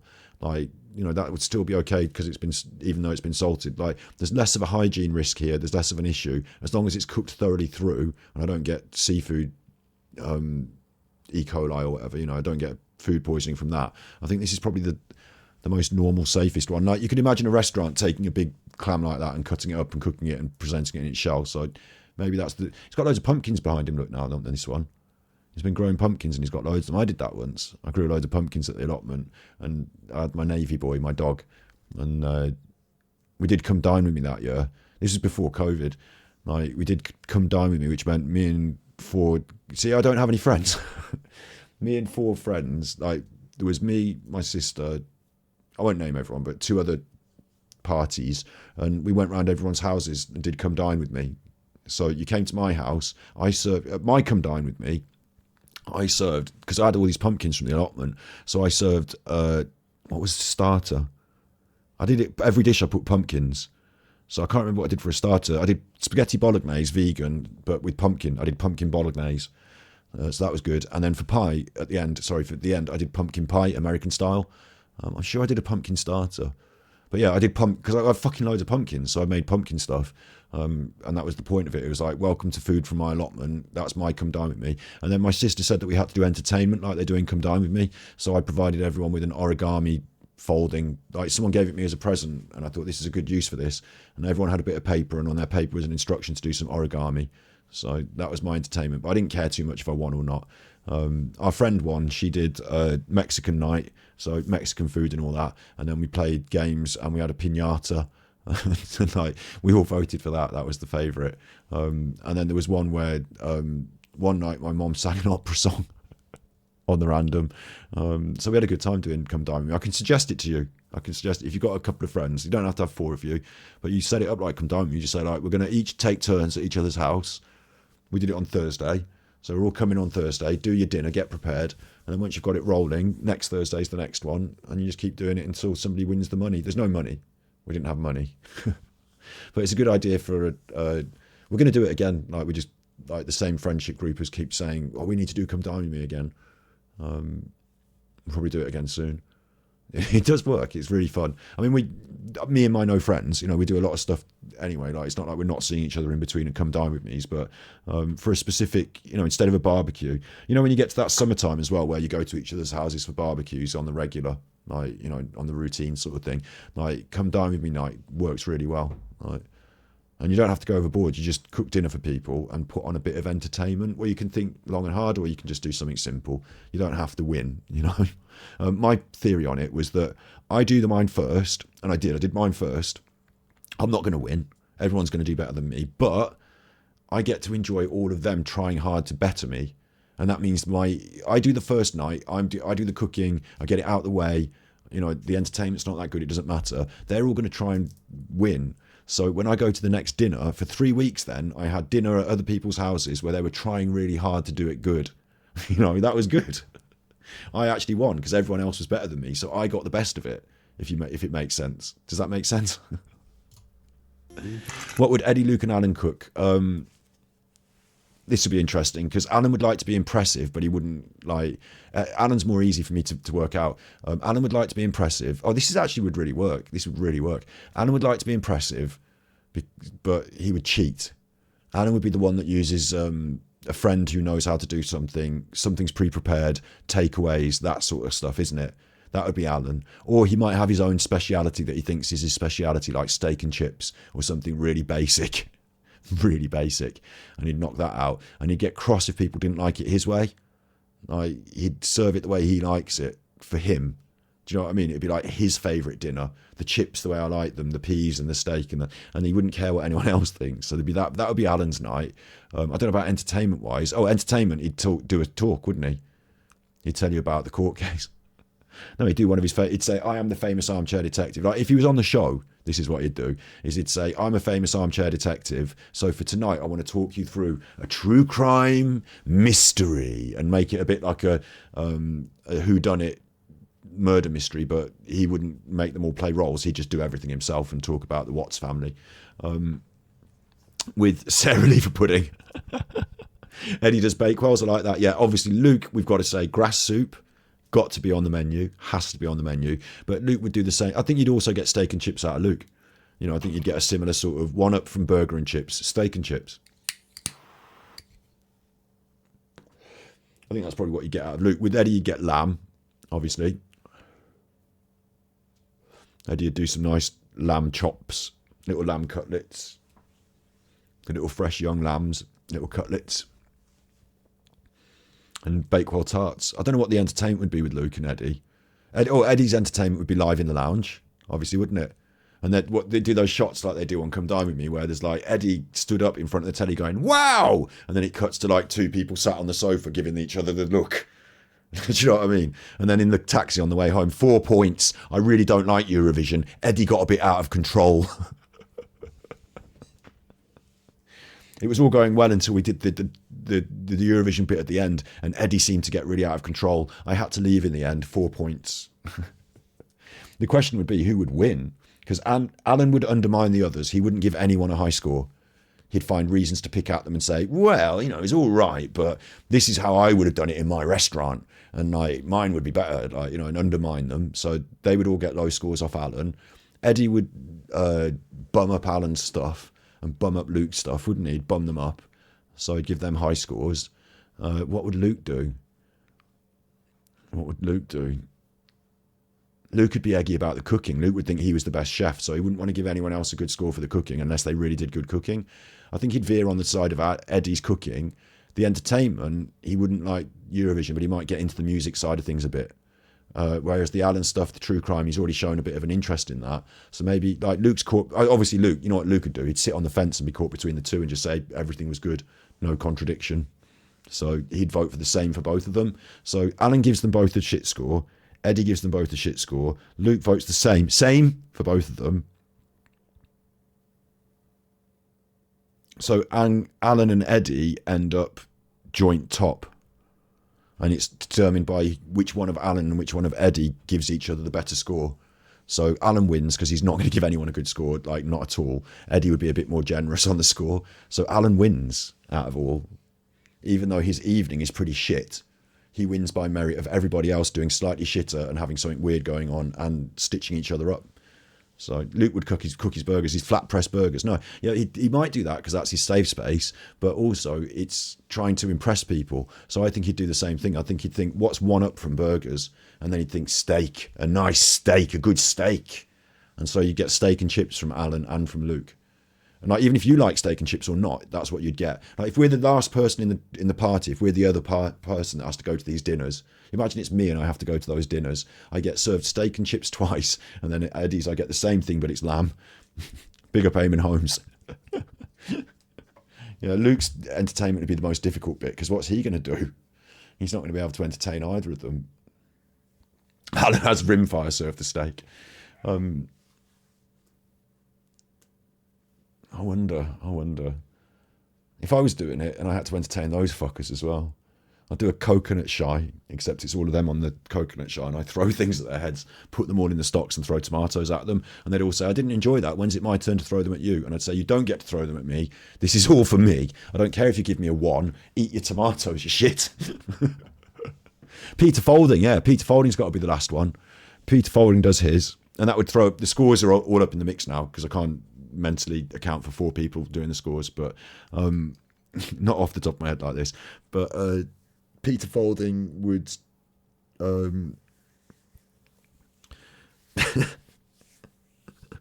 jelly deals to start. Mississippi, someone mentioned mud pies in the chat. Mississippi mud pie to finish. Everything river related. Sonar. After dinner, you have to have a talk about sonar, and he asks you to throw your keys in the pond, and then he's going to drag the sonar and find them. Peter Folding would be Luke's entertainment. Yeah, Peter Folding's there to eat dinner and be part of the show, and Luke at the end says, for my entertainment, here's Peter Folding, he's going to do an interview. And Peter says, I wasn't aware of this. Luke's like, come on, please, I've got nothing. I've got nothing.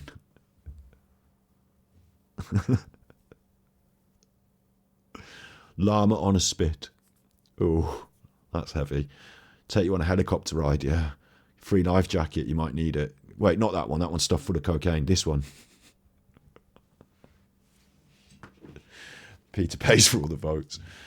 Peter, man. Yeah, Peter Folding. I wonder what he'd cook. Again, I think he'd be very... I don't think he'd do it. I think he'd make his wife do it at the end. I think he does have... Again, I think he's the same as the other two as well.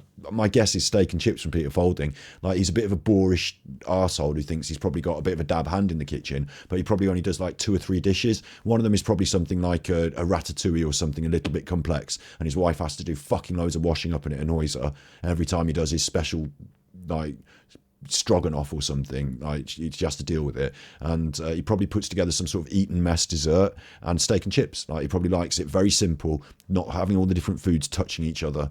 Like, he's probably a bit boring like that. So like, you're going to get steak and chips out of all of these men, and they're going to compete with each other for who's got the best cut of steak.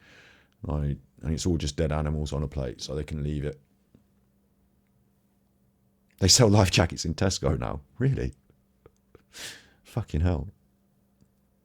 I suppose, you know, it's fair enough, get a life jacket if you need one, but like, it's not something my mum would have put on the shopping list when we were kids.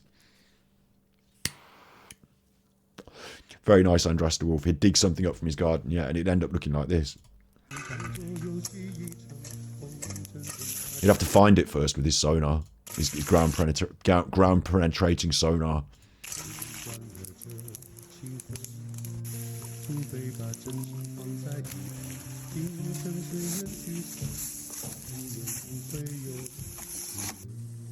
So that looked all right, though. He threw chilies in there, the chili sauce stuff. He's got the rice. That's the best one. And I know it's a horrible big mussel, but it's just seafood, really, cooked up properly with normal ingredients.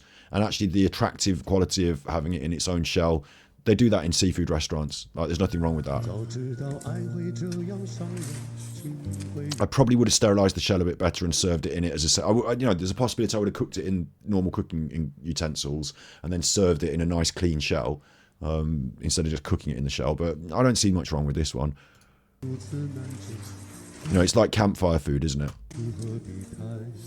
That actually looks acceptable. And even as a vegan, like I said, it's on that very fine borderline where it's an animal, yes, but it doesn't have a central nervous system and all this other stuff. Like, you can argue the case. And if I was just in China and like in the hospitality of someone else, I would feel rude if I didn't eat the food that they were offering me in that way. And I could explain, if I could explain I don't eat it for religious purposes, or like, you know, like I'd say religious because it would make it easier, you know, but if I could explain veganism to them and they wouldn't be offended at all, then I'd stick by it 100%. But also, part of me wants to try things, and like, I wouldn't want to eat pork or beef, but like that, I think I'd probably sample a bit, you know, even as a vegan. So that's saying something. I think that's his best one. I'm glad that we've finished on his best one. Please note the jacket he's wearing. Please note the jacket. I'm talking like in hypotheticals anyway. Like, you know, I'm going to stick by veganism in real life, and I'm just talking mad hypotheticals, like I went round his house and I was beholden to his dinner. But like, please notice the jacket. The jacket's the same jacket that he put over those beans in the other video. It's that shabby jacket with all the things peeling off it. Like, is this guy a hobo? His name's... Well, his channel's called Leo Yanga. He's got 240,000 subscribers, so he's doing well. People in the mountains without a glamorous appearance. Sorry. People in the mountains without a glamorous appearance record real rural life. My family lives deep in the mountains, and this is the only official channel. I'm here to share country food, country life, and country culture. So it's not hobo, it's like mountain, but it's, I suppose it's somewhere between tradition and modern, isn't it? You've got traditions, but it doesn't mean you're not going to use a great big steel pipe. You've got traditions, but it doesn't mean you're not going to use like whatever that thing was that we squeezed out the cakes with. Interesting. If my videos make you happy and meaningful, please subscribe my channel and turn on the small bell to prevent missing new videos. Have fun, everyone. I wonder if that man he's filmed. I wonder if the person in the film is him, Lao Yanga, or Io Yanga. I wonder if that's him, or if the person filming it is him and that's a member of his family. I don't know. I mean, that might not be exactly what the truth is, because it might just be a channel that just says that, but it might be the truth. It's out of China, I'm sure. That's for sure. It's Chinese, isn't it? One more link. Facebook, YouTube, which I'm watching obviously, and Facebook. Weird. There's not that much information, but there are videos. So, and like I say, the shorts, all these videos that I watch, or we're now going to watch together, because I watched the first 4 myself last night. 1, 2, 3, 4 there. But the rest of these we can watch together. Great. We're going to look forward to them. But they're all shorts, and the shorts, they get thousands, hundreds, thousands. Some of them a million. Like the shorts go. The shorts are the thing that he's getting the views on. And you can see why. It's fucking weird though. There's a lot of food involved. Should we watch the one short that has the most things before? Because I want to knock it on the head now. I'm not going to do a long stream tonight. I might play a little bit of Genshin before I go, but...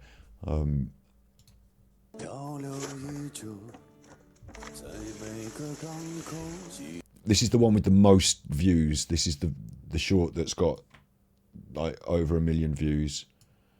I wonder if it makes them money, because like shorts aren't that lucrative, but when you get the millions of views, you get into a position where you can do sponsorship, and you do get some advertising revenue from it, but it's not lots. Like, so it's not going to be consistent. And 1 million, having 1 million views on a short doesn't make you rich. Let's just say that. But it might be a little boost if you're living in the hills of China and like, you're wearing torn clothes. So I just wonder if this is like a financial like boon to them. I'd hope it was, if they're living in the mountain. But maybe this is their choice to live like that, and it's not like maybe they're doing all right. I don't know. Finance is irrelevant, isn't it, in a way? But YouTube's a funny place, isn't it? You can live in the mountains of China and do all this, get a phone out, put it up on YouTube, and like there you go. Alan never can touch this level of success. Probably nor can I. But I don't live with torn clothes. Well, I do actually. My clothes have got a little hole. I tore a little hole in my indoor joggers.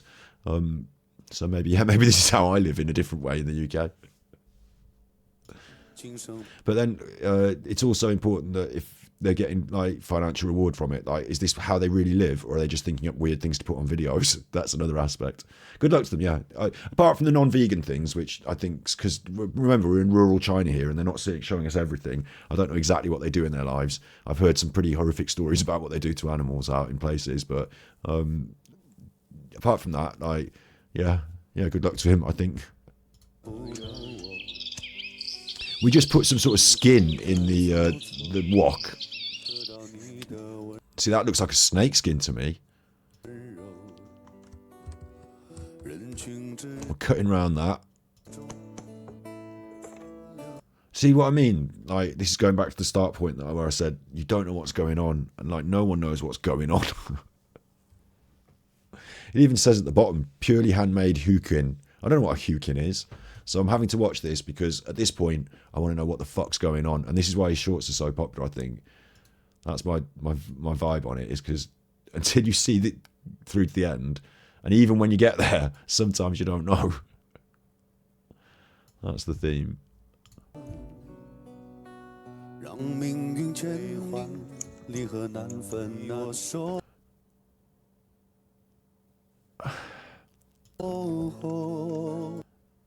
That's a piece of metal with a screw, and it provides these sticky out bits which you can use to tighten the skin across the top of the bamboo. So it looks like a small drum, but a strange one. He's giving it a little flick. It's like a very small... This is a funny story. Well, it's not a funny story, it's just a story. You missed the first 90 minutes, but a nice chilled stream. I'll leave it up because it wasn't chilled at the start. It was me going tits. I'll leave it up. Fuck it. But it's important that everyone knows that I'm not carrying that with me as like some sort of long-term resident. Like, this is who I really am, and I'm really happy, and I'm cool. We're having a nice time. Like, I'm not going to turn off the stream and go back to being like, oh, those damn chuffers. Like, it's all good. The little fun story. I used to have a drum.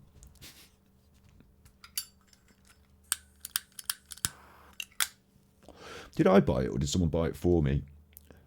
I wonder if I bought it on Spanish holiday or something, or did someone buy it for me? It was this little tiny African drum, real skin on it, stretched.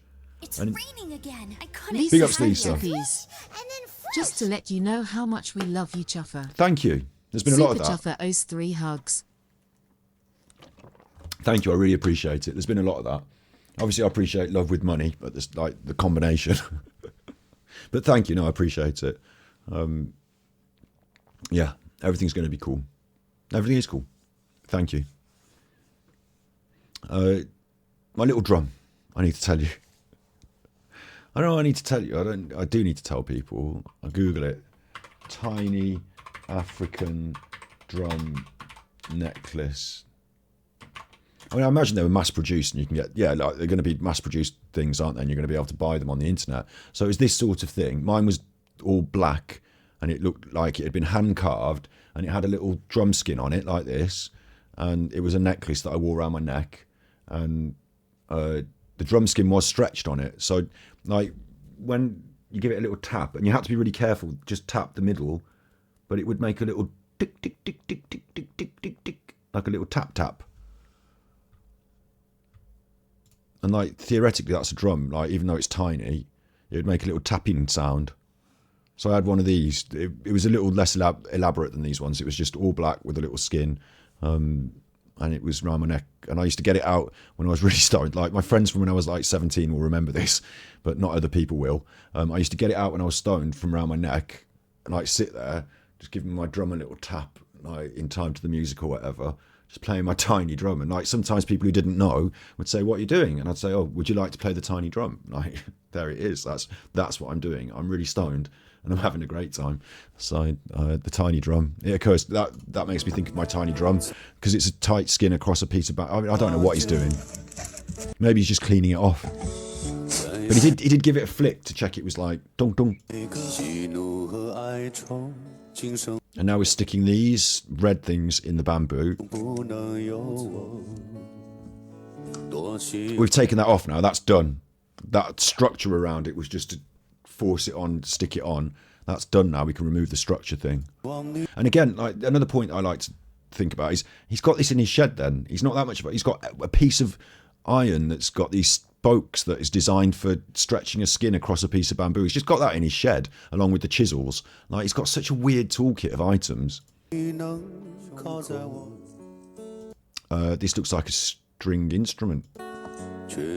Looking at the Genshin Impact stuff that, you know, recognizing from Genshin Impact the Chinese style. Is that animal hair then?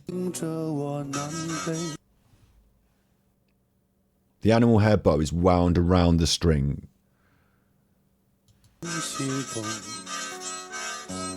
And it makes that noise at the end.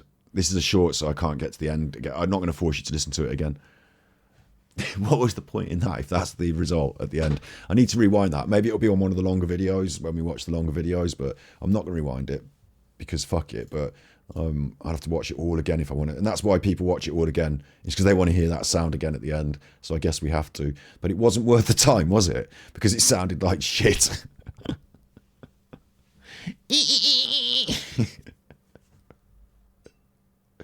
It wasn't like, look at all this labour that went into this. That's a snake skin as well. I imagine that's at least reasonably valuable. Like, not that I would approve, you know, do not trade in animal skins, but like he's turned it into this, took a hole out of it, stretched it over there.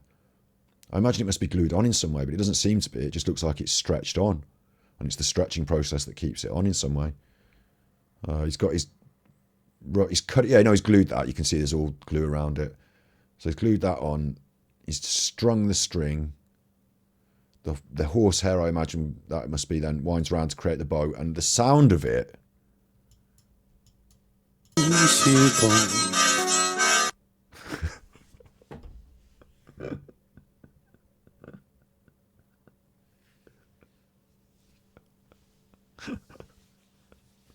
You can make the same noise just by dragging a piece of aluminium against the concrete. It's awful. Maybe you just can't play it. Maybe it's that. But I think it's because it's shit. Wasted your day there. Wasted your day. Ruined that. Just, what are you doing? That one was a waste. But on the other hand, that's your most popular short. And that's like got the millions of views. So you can't say it's bad. You have to say it's good. Io Yanga. I'm happy with it. I'm down with it, I guess. I don't know if I should subscribe. I suppose I should because we want to watch more of his videos, don't we? But I don't want to see the shorts. We're going to watch them in the long form. And just like Neighbours, there's fucking loads of them. So watch out for